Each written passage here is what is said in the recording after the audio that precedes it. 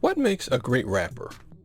It's supposed to be things like the tone of their voice, their ability to match a beat, and especially the cleverness or appeal of their lyrics. But in the last few years, a new genre emerged that seems to go against all of this. It's been called Mumble Rap, and it's accused of having low energy, limited personalities, thoughtless beats, and lyrics that are not only uncreative, but a lot of times not even sentences. As you might guess, people who make and listen to normal rap, where more skill and effort is involved, do not like this. We want to have a world where the most talented and hardworking people receive the most reward. One reason for this is that we tend to get the most from those people, so we want a society where those people are happy and healthy. But, like we've talked about here, sometimes we get things from people that we don't consciously realize. And in looking at what people get out of rap music, we can see what those things are, and how something like mumble rap can deliver those things in ways we don't otherwise see, and that even the rappers themselves don't. I think that's a good topic, so let's do it. The first thing to know, I think, is that new genres of music almost always target young people.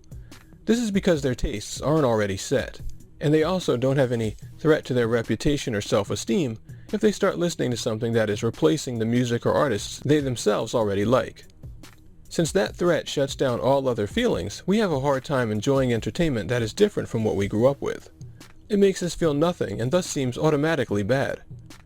But of course, this isn't a problem for people who don't yet have those barriers.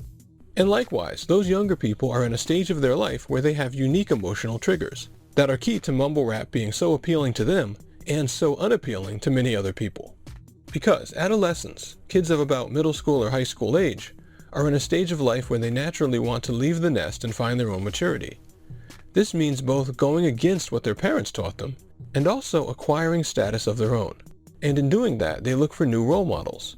People who represent those things their parents told them not to do, and who also have all the things they want to have as young adults. Money, influence, the respect of their peers, love, and confidence. Obviously, almost all entertainment targeted at young adults has these things. But mumble rappers zero in on that.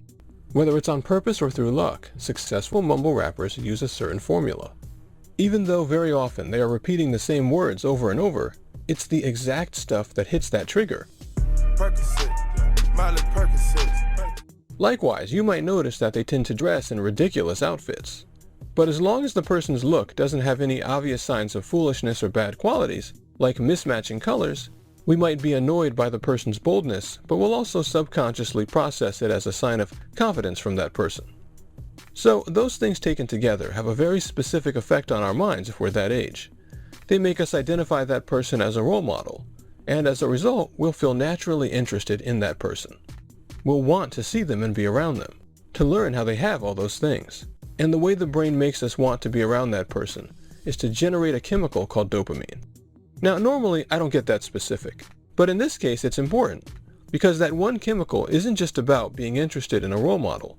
It actually makes you pay attention to anything that might be of value to you, such as an interesting pattern you observe in the world, like you might hear in a good musical track, or when you hear someone with actual talent, for example, playing an instrument or skillfully rapping.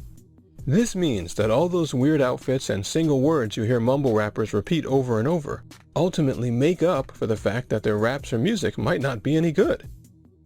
Now, it's not that they do this on purpose. I think, for example, the bright colors are due to the candy that people use in drinks like lean.